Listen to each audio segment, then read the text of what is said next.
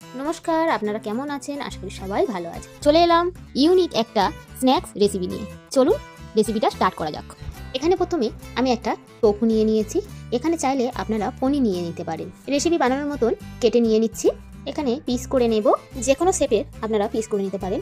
Piece করা হয়ে গেছে, কিছু মশলা মাখিয়ে নেব। প্রথমে নুন দিয়ে দিচ্ছি, হলুদ দিয়ে দিচ্ছি, গোলমরিচ গুঁড়ো দিয়ে দিলাম, আর চিলি ফ্লেক্স দিয়ে দিচ্ছি, জিরে ভাজা গুঁড়ো দিয়ে দিচ্ছি, আর সামান্য আদা বাটা দিয়ে ভালো করে মাখিয়ে নিতে হবে।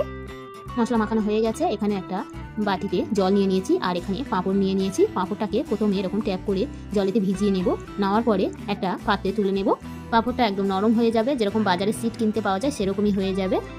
এরকম করে সব পাঁপড় ভিজিয়ে এখানে তুলে নেব। আমার কাছে ছোট পাঁপড় ছিল, সেই জন্য আমি টোফুগুলো আরও ছোট পিস করে নিলাম। বড় পাঁপড় থাকলে তাহলে যেমন কেটেছিলাম সেম থাকতো, কিন্তু ছোট পাঁপড় দেখলাম সেই জন্য ছোট করে নিলাম। তারপরে পাঁপড়ের মধ্যে টোফুটা রেখে পাঁপড়ের দু সাইডটা মোড়ার পরে দুদিক থেকে এরকম ভাঁজ করে দিচ্ছি। এইভাবে টোফু দিয়ে সমস্ত পাঁপড় ভাঁজ করে নেব। আপনাদের সুবিধা মতন আপনারা ভাঁজ করে নিতে পারেন। ভাঁজ করা হয়ে গেছে, এবার ভেজে নেব। এদিকে ওভেনে প্যান বসিয়ে দিয়েছি, প্যানটা গরম হতে সাদা তেল দিয়ে দিচ্ছি। তেলটা গরম হয়ে গেছে, এবার এক একটা করে সব দিয়ে দেব। এই সময় গ্যাসের ফ্লেমটা মিডিয়ামে রাখতে হবে। এক সাইড ভাজা হয়ে গেছে, উল্টে দেব। সময় ধরে উল্টে পাল্টে গোল্ডেন কালার করে ভেজে নিতে হবে। আপনারা চাইলে এয়ার ফ্রায়ারেও ভেজে নিতে পারেন। ভাজা হয়ে গেছে, এবার তুলে নেব। সেমভাবে বাকিগুলো ভেজে নেব।